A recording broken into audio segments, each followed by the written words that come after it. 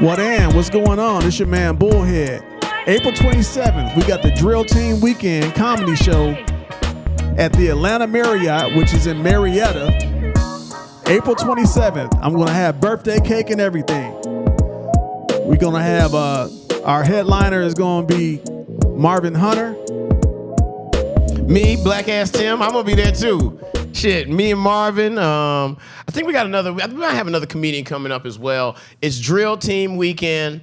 The Navy, Marines, all military are invited, but it is going to be a Navy and Marine kind of vibe, right? It's going to be a Navy drill weekend. Drill weekend, and that's where they flip the guns and, do all the major pain shit, right? Yeah, well, they used to do that. Now they just kind of sit around in classrooms and, tell sea stories all weekend. Awesome. Yes, the story of a man at sea. Right. All right, so what else is going on? Happy Ramadan. It's actually Eid Mubarak. Eid Mubarak. Eid Mubarak. That's right. You're such a fucking. No, so you're Eid. faking. You're listen. Look, Eid means no festival. offense to the Mubarak Muslim means... community, but this guy is Muslim on Wednesdays and Thursdays only.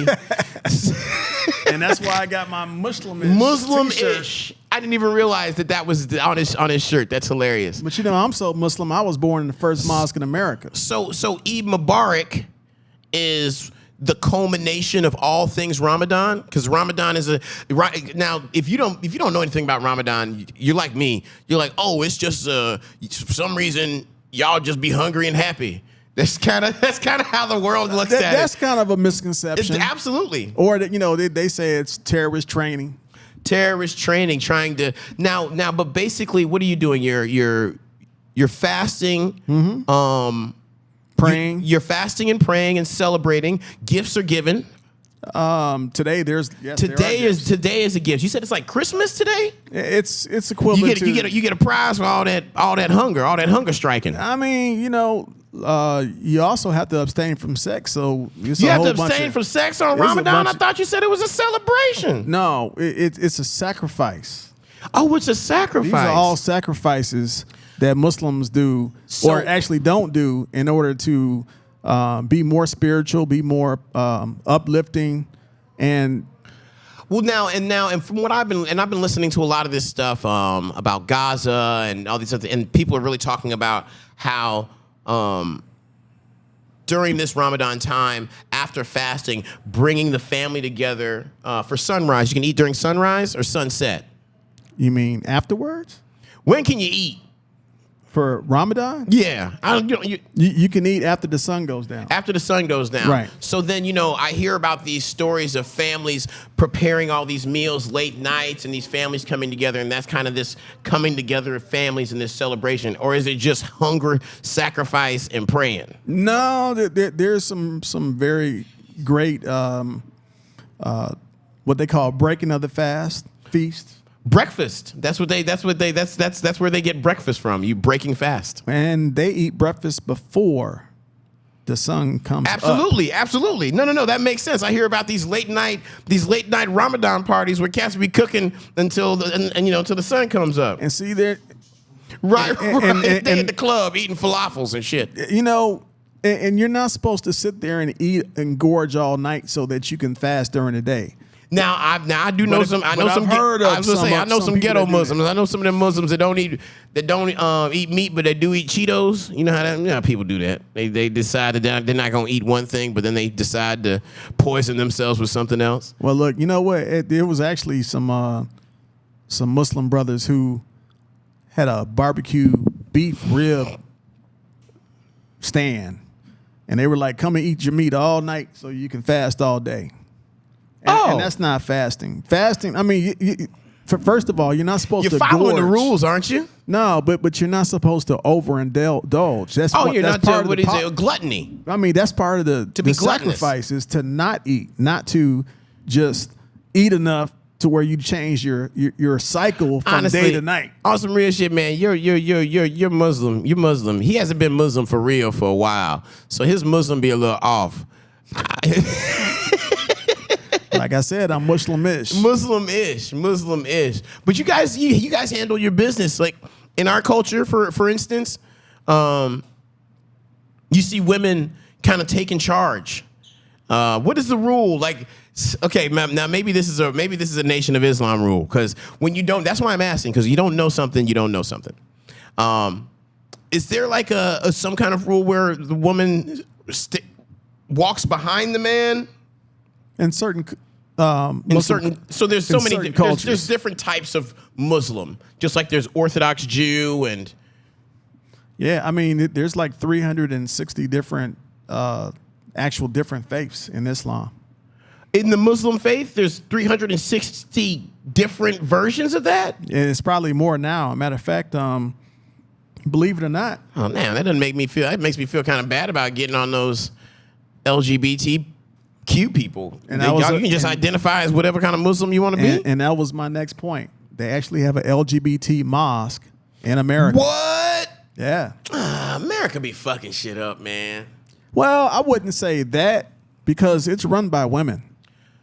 Well, that's my whole thing. I think that, now don't get me wrong, women are necessary for everything. They are essential to the education and life of the world. Let me be very clear when I say that I think women are more than equal. They are an integral part of everything that we do. Without them, we go extinct. That being said, somehow, especially in this country, our gender roles and our placements have been dismissed or reappropriated. I want a woman every now and then that's gonna tell me, hey, you need to get your shit together, shut the fuck up, and come on, be a man and pull your bootstraps up and do that. And I that's want just a woman. part of the I want a woman in relationship. my life that's gonna take charge a little bit and be. I need a woman with a little bitch in her. I mean, you know, y'all Muslims, y'all don't play that. Okay, so one thing that a lot of people need to understand is that Muslim women are given more power than men. Oh, really? Okay. See, there you go. So a woman's money in Islam is her money. She can do whatever she wants to with it. But my money is also, or our money is also their money. Oh, that just sound like women. They don't even sound like Muslim. That just sound like you know. So there's a culture there, but it's an American culture too. Like, I was born in America. I wasn't born overseas like a lot of people think I was when they first see my real name, you know, which is Abdin or Kareem. When they see that name, they're like, oh, he's an Arab. So how do women do that? And so now you're here in America and women take charge. Do you into that? You into women being in charge? I mean, you into women proposing to men, telling men, saying, hey, I want to marry you and take care of you? Look, you know, we have divorce in Islam too. It's not as it's called beheading. No, we don't do all that. But you know, I mean, we live in an American culture. A lot of Muslims are trying to live their life the way they're supposed to, according to the Holy Prophet. May peace and blessings be upon him. But this is American culture, so it's different. You know, I mean, so a Muslim woman could propose to you, and that's I've been proposed to, and I've married one. So you've been proposed to, yeah, and you've been married how many times?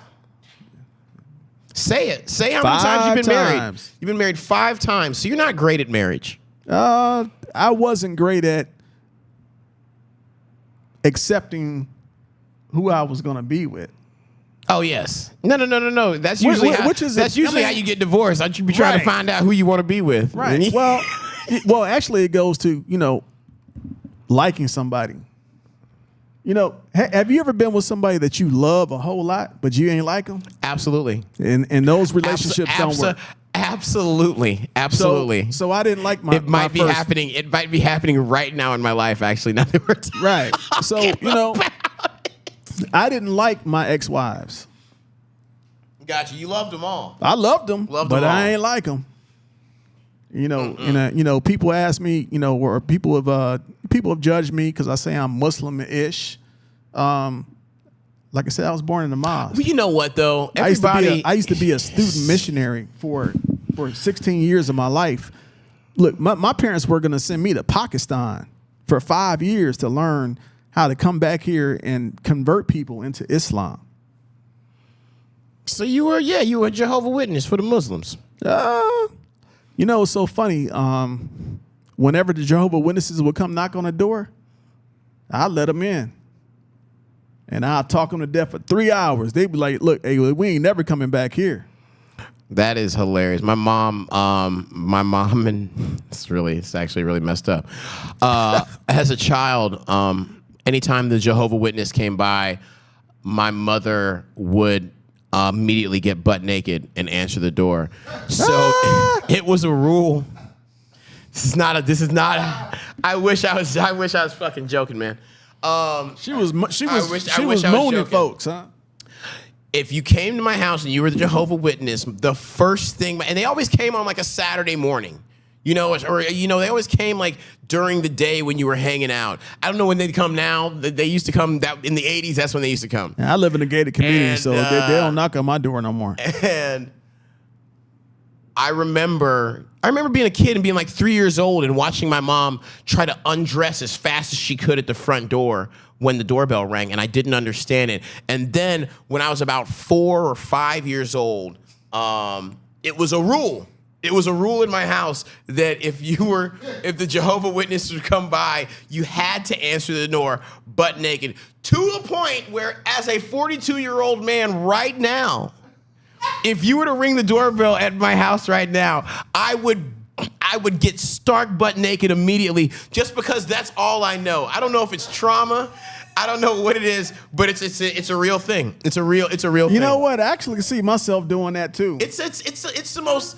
It's crazy. It's so obnoxious. Why would anybody do that? My mom was one of those strong women. Like, I remember, and that's kind of where we're at now. We're at this point in the world where women have to figure out how to maintain their strength without losing their femininity. Right.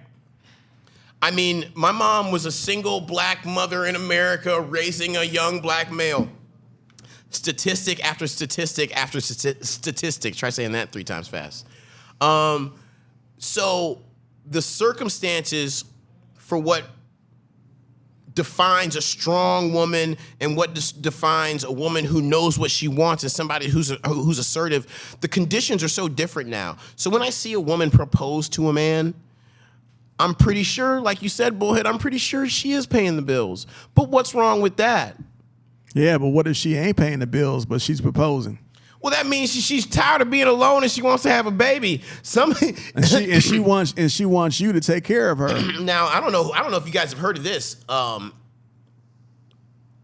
this is a lot of women who are seeking a life partner, women who are serious about seeking a mate.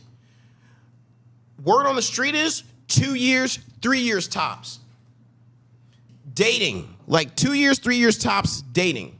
That means we start dating, I meet you on Tinder or Bumble or what the fuck ever, I meet you on some dating app, we start going out. Within 3 months, 6 months, if I feel like you're not the one, I'm not gonna pour that next year into you because I'm looking for somebody to settle the fuck down with and have some children and have a mortgage. There are people out there who are just doing that specifically, and women are on a tear, man. Women want what they want. You gotta, and I don't know how you do that as a man. I don't know what you do for that. There's a lot of women who actually, it's like a plan. Like they already know, you know what? I'm willing to take a guy, even if he's not the guy for me, but to take care of me. And some women are bullies. And most women are bullies, in my opinion. Right, but I'm saying, but they will bully you into a relationship that you're not really ready for or don't want to be in. I know a lot of guys, and that's another reason why a lot of those guys finally get sick and tired of it and just leave, because they're with the bully. Yeah, I mean, once again, I'm going to say, I think I know exactly what you're talking about. I know I've had some bullies. All right, y'all. But we'll be back. I'm Tim Young. This your man Bullhead. April 27th, don't forget to be there. Marvin Hunter is your headliner. I'm your feature. Bullhead is running this whole little thing. We just got to get him to talks. And I will have some birthday cake. Hey, that's what I'm talking about. Happy birthday, April 27th.